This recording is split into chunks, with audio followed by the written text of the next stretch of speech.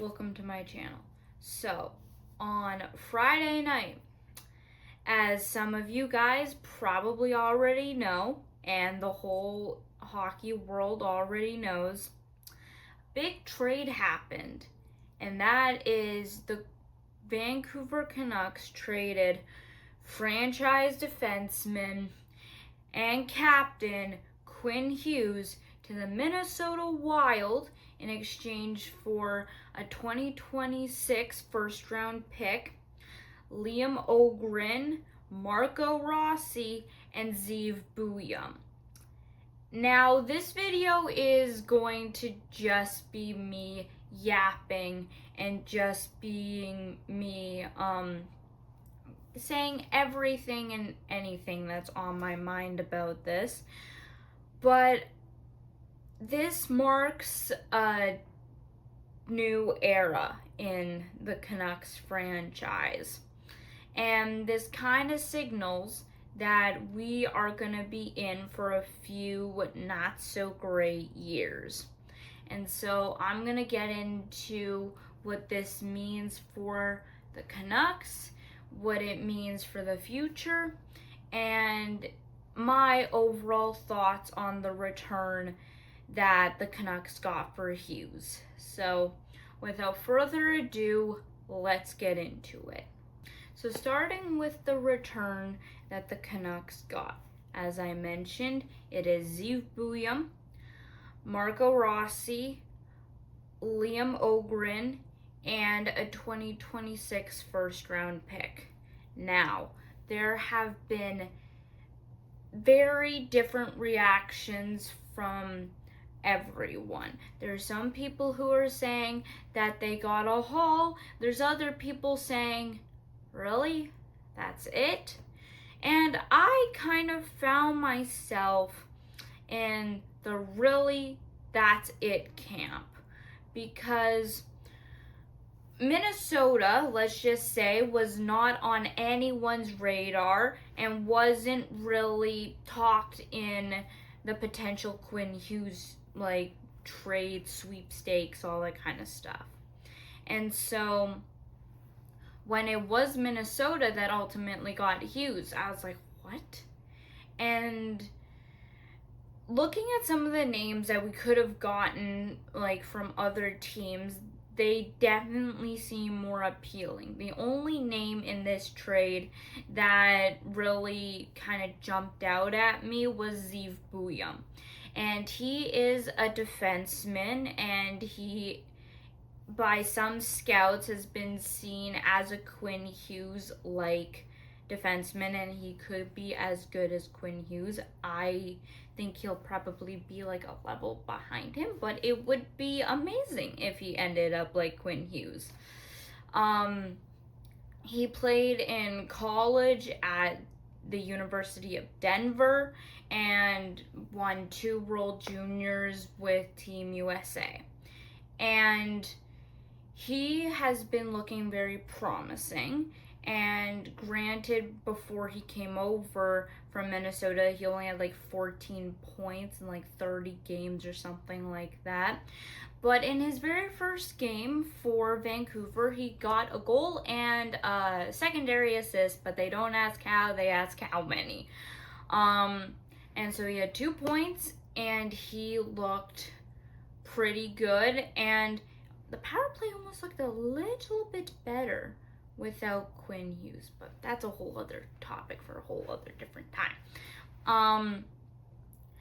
Now, getting into a few of the other guys, or the 2 other guys, Liam Ogren has struggled in the NHL. He's been great in the AHL, hasn't quite found his footing in the NHL, but new team, new system, new everything.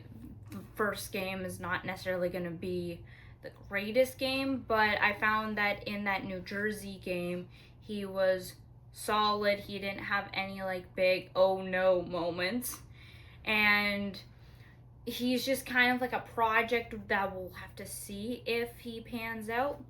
And now for the last guy in the trade, and that is Marco Rossi. It has felt like Marco Rossi's been tied to the Canucks for 2 years now. And he finally finds his way onto the Canucks.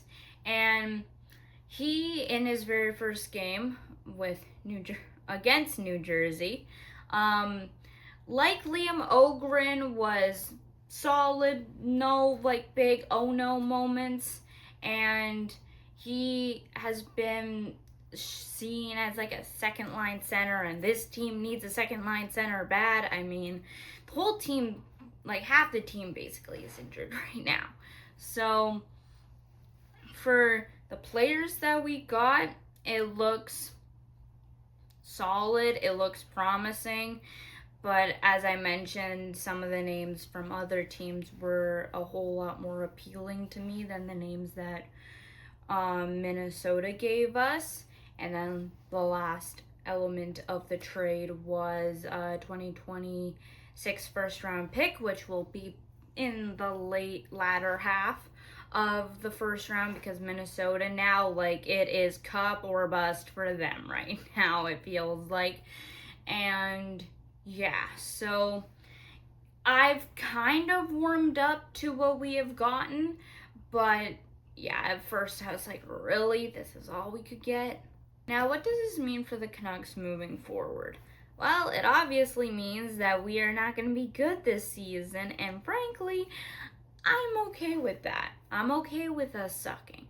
I'm okay with this season being kind of like a wash. I think that it would be kind of different if this season happened last season and we did the trade of Quinn Hughes last season. But seeing that we've been bad for kind of over 12 months and we have been struggling and all that kind of stuff, it's good that we're doing this now when, with Quinn Hughes, where his value was pretty high and where there is a strong draft class in the upcoming draft. You have Keaton Verhoff, you have Gavin McKinnon, you have all these good guys in this upcoming draft that if you can get any of them, that would be a great help for your franchise. And so I don't mind that we're sucking this season. And I don't want us to do a full rebuild.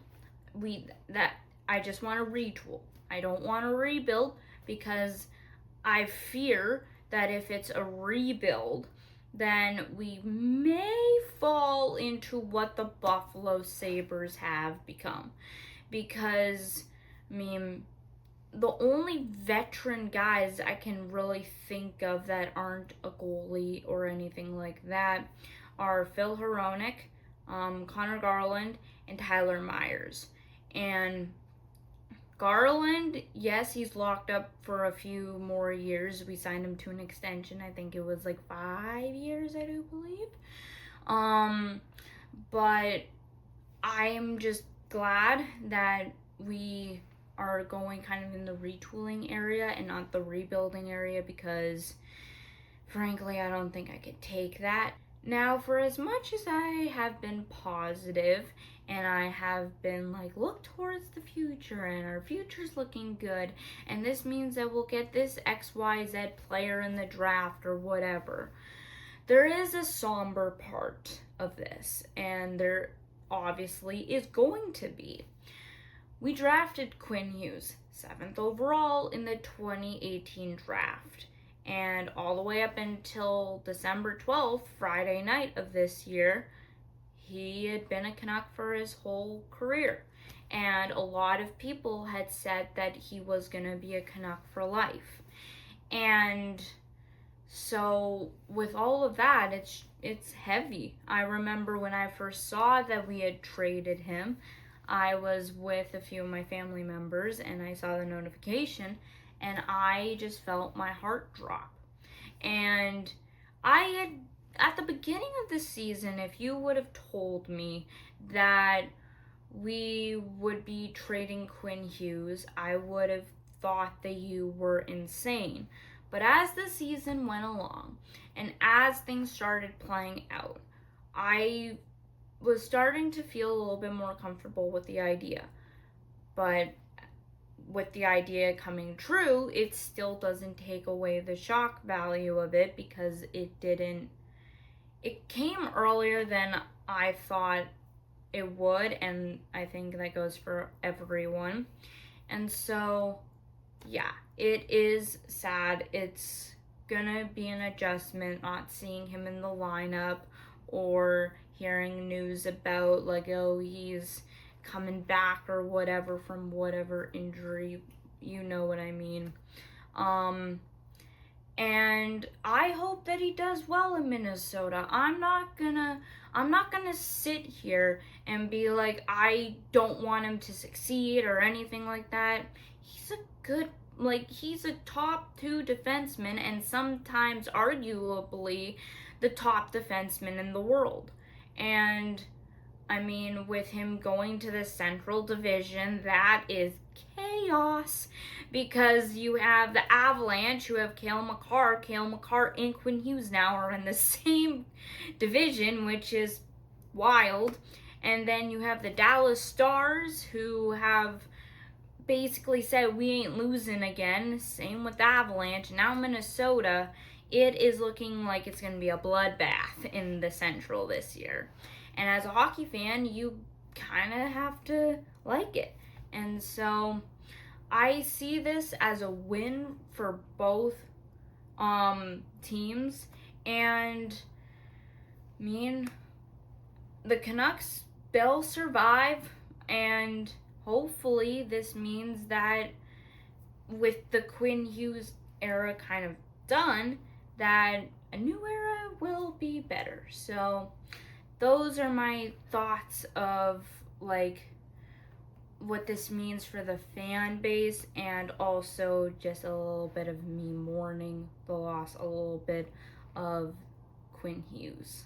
So that's going to be the video. Let me know your thoughts on anything that I said in this video down in the comment section.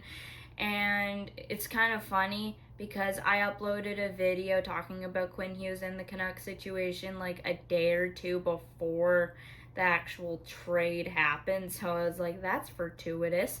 So make sure you like and subscribe to let YouTube know that you like this kind of content and that I should make more of it. And thank you for watching, and I will see you in the next one.